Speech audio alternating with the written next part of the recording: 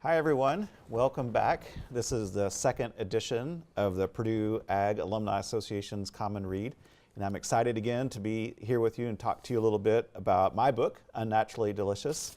A couple of weeks ago we talked about the first few chapters in this book. In this segment we're going to talk about the middle part of the book and a few topics there. We have a guest that we'll get to in just a minute and talk about those issues. One thing I want to remind you of is in about 15 minutes or so, if you want to, feel free to type some questions there into Facebook. We'll have an opportunity to look at some of the things you may want to learn about, and we'll do the best we can to try to answer some of those questions for you here on the Facebook Live event. Of course, you're always welcome to send me an email or give me a phone call, and we can chat that way too. So in this middle section of my book, I hit on a number of chapters. One of the chapters was about breeding crops that have higher micronutrient or mineral content. And this is a really big issue in a lot of parts of the world where there's still big problems associated with malnutrition and vitamin deficiencies that cause death and illness, unfortunately, among large swaths of our population. So one of the solutions to these problems, you might think, well, why don't we just feed these folks a multivitamin? And that is a solution, and it can be very cost effective. But one of the challenges is you got to get these multivitamins to people that live in some of the remotest places on Earth. And once they take it, they have to have a resupply year in and year out. So one of the really interesting promises is if we can get staple crops, so the crops that people routinely grow and eat in the cultures and environments where they live, if we can get those crops to be higher in vitamin content or mineral content, once we get a crop that can do that, it gets replanted every year. And so this is a part of the food supply that can continue on forever. So I talked about a variety of traditional plant breeding methods in potatoes, for example, that have been used to increase vitamin content. One of the things we learned there is it's not just an agronomic problem, but it's also a problem of figuring out what people like to eat. We've got to make it taste good as well. And we also talked about some biotech options. Golden rice is probably one of the most famous examples of breeding rice that's higher in vitamin A content. So that was, I think, an interesting discussion. And, you know, as we're talking about kind of biotech applications, another chapter in there was about how we might grow meat in a lab. Now, back when I started writing that chapter, it was back in 2015, and this was a very novel concept at that time. I suspect those of you that have paid attention to the news see this mentioned much more often now. And in fact, there's a debate going on in Congress and in the FDA and USDA as to whether lab-grown meat can be called meat or whether it should have some other descriptor or adjective associated with it. So this is really a technology that's evolved a lot just in the last few years. It still hasn't really hit the market, but in my discussions with some of the people that are close to those industries, probably within a year or so, we might see meat that's been grown in a lab that has hit the market. And this is not some kind of fake substitute. These are literally meat cells that are grown from stem cells of animals. This is a really interesting technology, although it's one that I find a lot of consumers and, of course, a lot of agricultural producers are worried about, and I won't go into all the pros and cons. Some of those are in the chapter, and they're there for you to read if you'd like. One of the other big topics of this middle section of the book was on the topic of precision agriculture, and this is the idea of using data and sensors to learn more about what's happening on farm fields so that we can make better decisions. Most of the chapter in my book focused on one of my former neighbors, David Waits, who started a precision ag company back in the early 90s. This was before there was GPS and cell phones that we could use. And so I told the story of the development of precision ag through his lens and through his eyes. But today I have a guest with us, Bruce Erickson. Bruce happens to be an expert here at Purdue on precision agriculture. Bruce is the Education, Distance, and Outreach Director in the Agronomy Department here at Purdue. So Bruce, thanks for joining us. I'm very glad to be here today, Jason. Yeah. Well, good. Well, just to start off, Bruce, so the folks watching know who they're listening to, why don't you tell us a little bit about yourself, where you're from, how you got to Purdue, those sorts of things. Okay, well, I'll keep this fairly short. I'm an Iowa farm kid at my core, went to Iowa State, agronomy degree, went to work for DuPont Pioneer as an agronomist. Did that for 10 years, realized that teaching was my passion, so came to Purdue to pursue a PhD. Worked here and taught Agronomy 105, the introductory agronomy course at Purdue. Loved it and have done several things since then. I've been the agronomy education manager for the American Society of Agronomy. And most recently, I developed the Agronomy e-learning academy of 3 online courses. So Wow. I think that's probably enough for now. Yeah. Well, I might Yeah. return to that last one in a minute You bet. as we talk about some options. But one of the things I might just ask you, for at least for the folks that got to read the chapter in the book, they might know a little bit about precision ag. But can you tell us about how precision ag is used on farms, say here in Indiana? Sure, yeah, I'd be glad to. I mean, so one of the most common technologies that's used is auto guidance. And so tractors and combines and sprayers, they use GPS signals and they steer themselves through the field. And that helps improve the accuracy and the efficiency of doing that.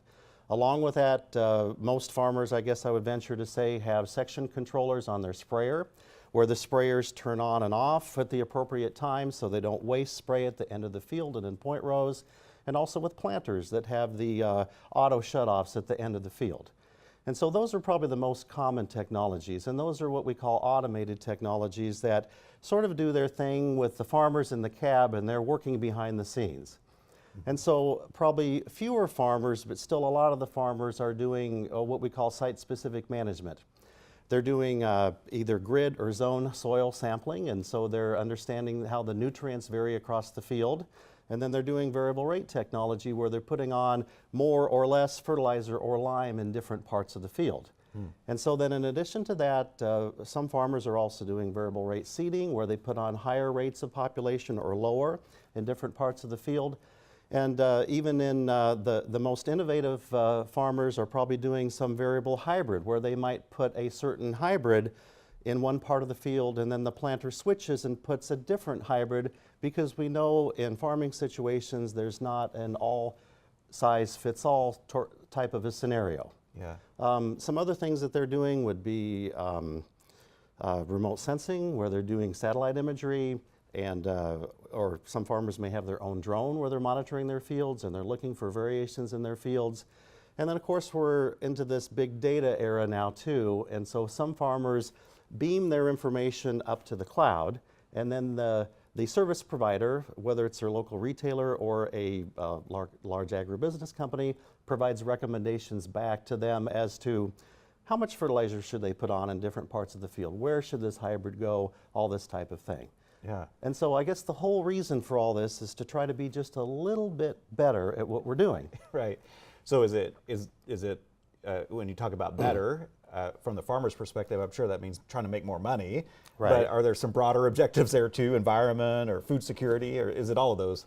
Well, sure. I mean, you know that the classical ways that you want to improve your margin. I know I'm talking to an ag economist here, so I have to be careful. But so I mean, you reduce your costs, you increase your yields, and of course, if you can put on less input, that normally lessens the environmental impact. Some other things that are less common but are coming now is documentation for environmental effects. If you are selling to certain buyers in the marketplace, they want to know that you're being a good steward of the land, that you're taking care of things, and that you're not using too much pesticide and you're doing things responsibly. Yeah, I know one of the things I touched on in the book is there are concerns about, say, fertilizer, nitrogen running off in our waterways. And Yes. I suppose one hope is if we can be a little more judicious about where this is applied, maybe we won't have quite as much runoff. Right, and you know too, Jason, that like about half of the nitrogen fertilizer we put on now, we really can't account for. I mean, we're doing the best we can with the current tools that we have, but there's a lot of room to grow and to become more efficient. And of course, you know about the water quality problems that they're having with phosphorus. Ohio is sort of a battleground for that right now. Yeah. So let's, this is an issue you've been studying for a really long time.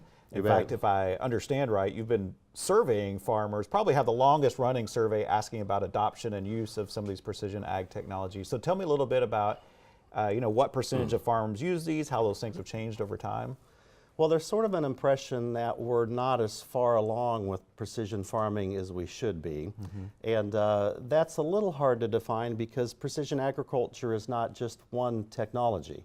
I mean, and some people might even refer to it as site-specific agriculture or even digital agriculture. So we have to keep in mind that each of the technologies is being adopted at a different rate and in different ways in different farms and different parts of the country. In general, the technologies have been adopted more on large mechanized farms. Right. And so we would love to have them be adopted more on small farms. We'd love to be able to help, but if the farm is not mechanized, as is most of the rest of the world, as we know, that hasn't happened too well. Yeah. And of course, bigger farms can often justify more of the expenditure of a large capital expense that it might take. And so we'd love to, help out with that too. But so let's, for instance, I forgot to mention when earlier when you asked what farmers are doing, I forgot to mention yield monitoring. Right. So one of the key things that farmers do is they have a device, of course, in their combine that measures the amount of yield. It's an indirect measure, but how much are we getting in different parts of the field? And then that can help them to track, how well am I doing in this part of the field in terms of drainage or fertilizers or hybrids and all that type of thing. And you were asking what percentage, and I'd say, in Indiana here, most farmers have a yield monitor. Right. It'd be a fairly high percentage. But not all of them produce a yield map. And then, of course, the interesting thing with all this is, as you well know too, is that what are we doing with those yield maps? Right. That's been a struggle to try to understand all of the science that goes behind why is it yielding more in this part of the field and yielding less in this other part of the field. That's you can right. figure it out sometimes, in other cases it's very complicated. Yeah. So folks, if you haven't seen one of these yield maps, you ought to just Google it. They're really pretty, Oh, but yeah. it does show you that there's incredible variation within a field, really, high amounts of yield and low amounts. And I think you're right, Bruce. The challenge is what do we do with all that information? Right. I want to back up just a minute. You Yep. said, we talked about all these various technologies. One question is, the economics of the farmer decision is this going to make me more money? So are these things making farmers more money? And I'm sure it's going to differ by the technology. You're absolutely right. And guidance systems and section controllers on sprayers and planters, I think I'll stick my neck out and say that they're almost universally profitable. I mean, some of these systems will pay for themselves in a year or two, because we have pretty much, if you're saving pesticide, if you're saving seed, if you're doing those types of things, where the questionable payoff has been the site-specific management area. And I would venture to say that a lot of that is profitable, but maybe not as profitable as we would like it to be. And so what we're hoping is that in the future, with more information, more sensors, cheaper sensors, measure more often, we'll have more information and we'll put the story together. We get these data scientists working with us, and we'll be able to understand better what's going on in these fields. Because, you can drive by a cornfield, a soybean field, it's a green field, what could be complicated about that, but frankly it is, there's variations in soil, you have different years, different weather, all kinds of interactions going on too. Right. So, I guess some of these precision guidance systems and sprayers that have paid, from what you described to me earlier, they kind of pay because you don't overlap in your field, you don't spray where it needs to be sprayed again, or those sorts of things. And it's these newer technologies where there's still some question mark. But what are some of the newest kind of cutting edge precision technologies? Hopefully those things that might really allow us to start integrating all this data. So you mentioned drones. Is that popular now, or still sort of in the exploratory phase? Well, of course, everyone thinks drones are exciting, and they are. I mean, you're flying your own thing here and everything, instead of depending on a satellite to go over and just passively receiving the image. And so that's part of the reason that they're exciting.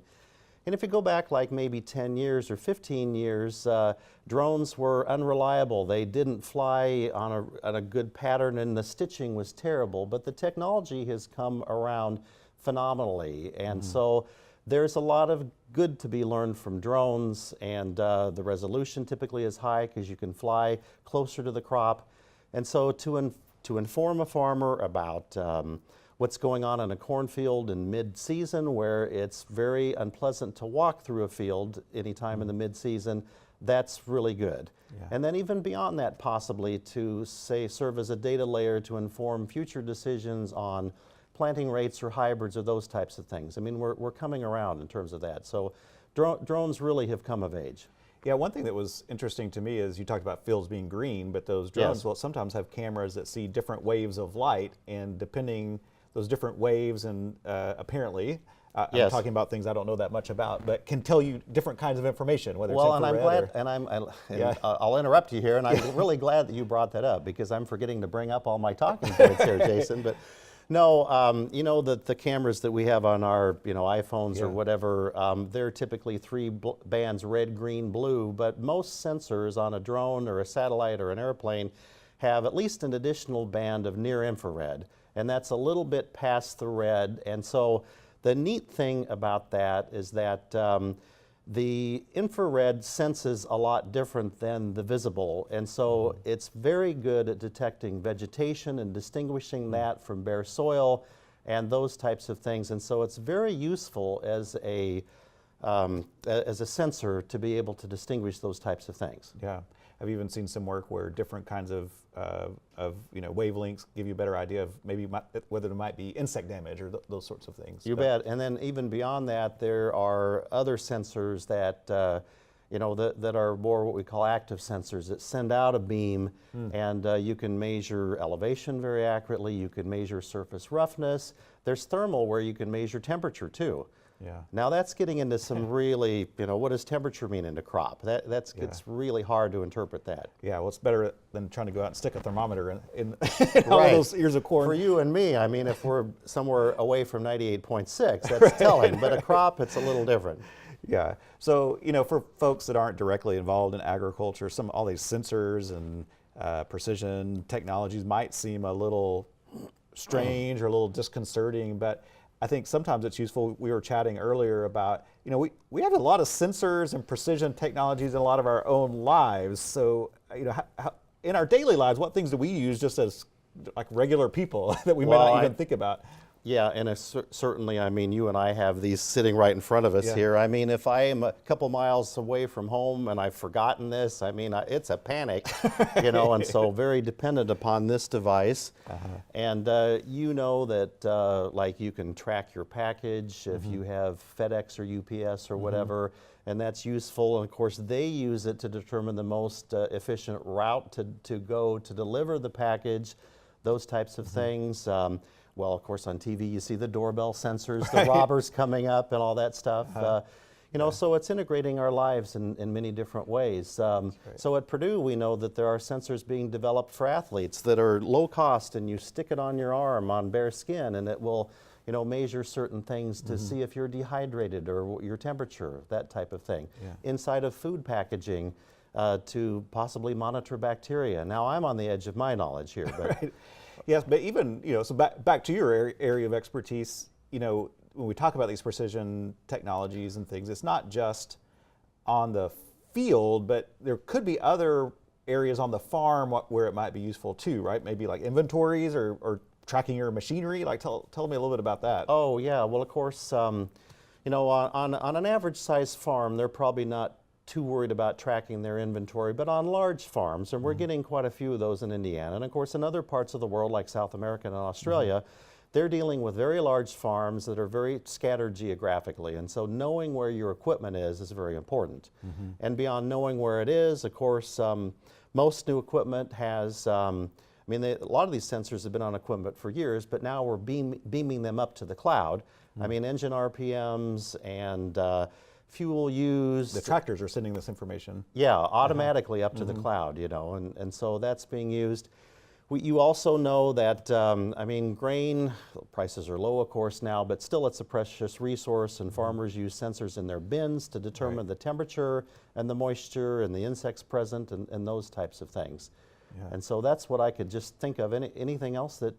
Yeah, so I think, this does lead to this kind of broader question about, a lot of new technologies, they come with some concerns too. And, are there aspects of these precision ag technologies? You mentioned one that might be some concerning. How would you respond to those? So one of these might be, well, is this just another technology that favors big farms versus small? Or do you imagine a world in which these sorts of technologies might be beneficial to smaller farms? And so I'm glad you asked that question, because one thing that we are thinking ahead with, and that any business owner always wants to think as to how technology could disrupt the business. And we know like Airbnb and Uber, and those have really disrupted their particular businesses, just like online learning is disrupting the whole campus environment here, how students learn.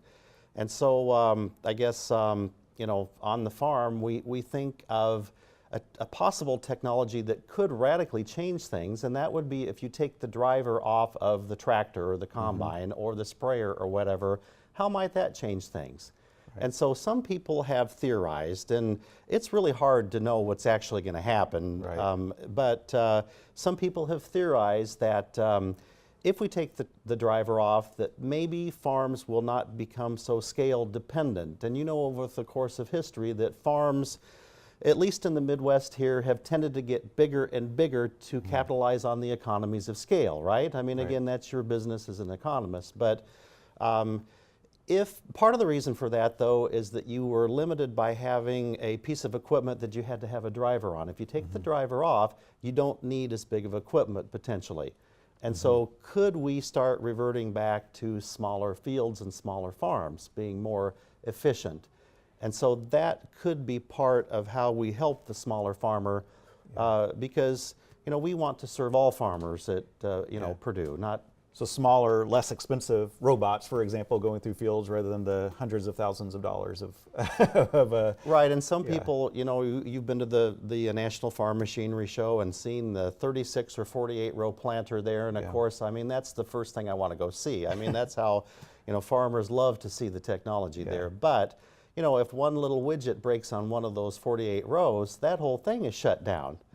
Whereas if you have multiple 6-row or 12-row planters, or I don't know how this will all go, but So one concern I've heard, for example, is a lot of farmers are worried about who owns this data, and are these data going to somehow be used against me by big business or whoever? How are people dealing with those concerns, and what do you think about that? And that's certainly a concern in that, I mean, all through our lives, the public with the cameras that are alongside the streets and all that kind of stuff, people worry about that. And, GPS tracking where you're going, everyone knows everything about your life, and so farmers also are worried about that. And part of the reason that farmers are worried about that is that farmers, they're good people, they're good stewards of the land, and they work with their neighbors historically, but crop farmers compete locally with other farms in their local community for land resources. I mean, they're bidding with other farmers. They don't necessarily want other farmers in their community to know all their business, right? As you well know. I mean, to know their yields, to know their expenses, and my relatives belong to a peer group, and the people that are part of that farmer peer group are not their local neighbors. They're from other states, from at least a county or two away typically. But as we get into this data-driven era, that gets really complicated, because if we're going to benefit from sharing data, we're going to have to share our data, right? And so how do you get around that? That's right. Yeah, and we actually need all that data combined together so that we can make better inferences back to the farmer about here's what you should do on this part of the field. So it is a real challenge. So I think it's about time to maybe turn to the audience for some questions. Maybe as folks are typing in, I'll send you one last one which has to do with us here on campus, but I think this is an important one. We have students that are here in Ag Econ and agronomy. How is this change and development precision ag affecting our students? What are they needing to know, and how hard is it to still be a professor in this kind of world where I mean, changing? It's hard to keep up with the technology, and of course my kids keep up with it quicker than I do, but the one thing I know for sure is there is great demand in agribusiness for people that have the skills to work with data. And the traditional agronomy people like me that did the ANOVAs and small plot research, that isn't the kind of statistics we need today to work with on farm data and to put these big data pools together. It's a whole different way of looking at that. And I know our dean and a number of people in the college are working on this, and that we're hiring data analysis people, we're developing data science courses, we're integrating data and experiential learning into classes that are already existing classes. So it's happening. And it's incumbent on us to keep learning too, so our students don't fall behind. Right. So we've got a few questions here. Here's actually a really good one, and I've heard you talk about this, and that is,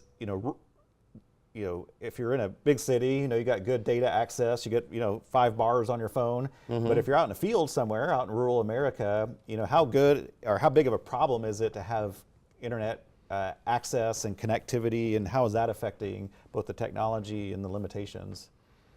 Yeah, so broadband access, I guess, is what you're referring to, and of course I suffer from that at my residence in rural Tippecanoe County, but I know if you're in town you could get fiber optics, but out in the countryside, currently, like with the precision technology that we're currently using with guidance and some of the variable rate stuff, not a real big problem currently, but as we go into the future with more sensors and Internet of Things and all this numbers crunching and trying to do stuff in real time where we got to sense multiple sensors that are telling some kind of a fertilizer applicator what to do, then it will become a really big problem. Right. And so there are maps that show the connectivity out in various parts of Indiana and other states, and it's a pretty sad situation when you get into some of these rural areas. Yeah.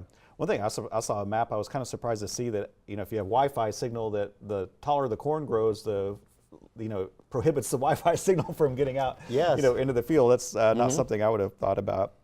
One thing I often hear about farmers is that they have to wear a lot of hats, that they have to be agronomists and ag economists, they also have to be weather people and, know about the climate, have to be able to market things. But, another question maybe is, is a farmer also going to have to now be an IT person or a data analyst, or can you imagine a farm that will need their own in-house IT kind of And I'm people? sure you've heard the statement that I didn't become a farmer to sit behind a computer the whole day.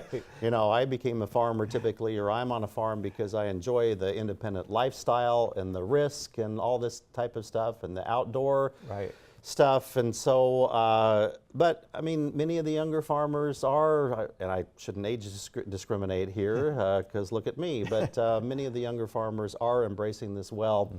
Historically, if you go back to like the mid-1990s when this, I guess, this current era of precision ag began, most farmers that I know had someone that advised them as to what to do, whether it was their local ag retail person or a crop consultant or an input supplier perhaps, so they worked with.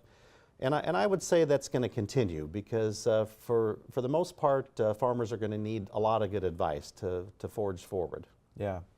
So if you had to pull out your crystal ball, and you've been looking at trends for a long time, but what's a farm going to look like in 10 or 20 years, or maybe even further? What do you see in terms of, you talked about, is a farmer really going to be sitting behind their computer and managing their entire farm from there? What's the world going to look like?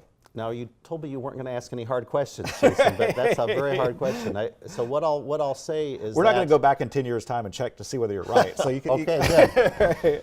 So what I'll just provide a perspective is that one generation prior to me, my mother and father on their farm, when they first started farming, they picked all their corn by hand. Wow.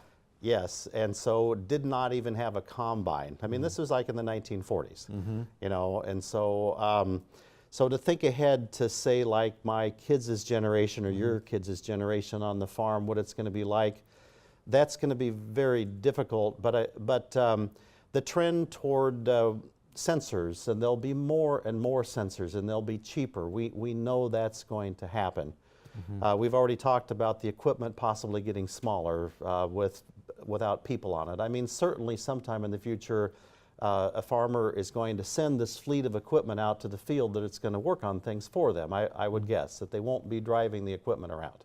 So I'm pretty sure that's going to happen. I think more interesting, or maybe a safer question is, we know it's going to happen sometime in the future, but when is it going to happen? Yeah. Yeah. Right. Well, good. Well, we'll have you back in 2028. We'll follow up on this conversation. Okay. Thank you all out there for tuning in. I want to encourage you to join into our last conversation. It's going to be on November the 13th, this time at 12:30 Eastern Time. We'll be talking about the last few chapters, 9, 10, and 11 of the book, and we'll have another guest They'll be talking to us. Jim Beatty works at the Purdue Agronomy Farm, talking about the research that's going on out there. And this, I asked Bruce a question about the future. We'll talk even a little bit about the past and all the really, I think, interesting research that often people don't fully appreciate that's been going on at universities like Purdue for a very long time. So thank you for joining in, and we'll see you next time.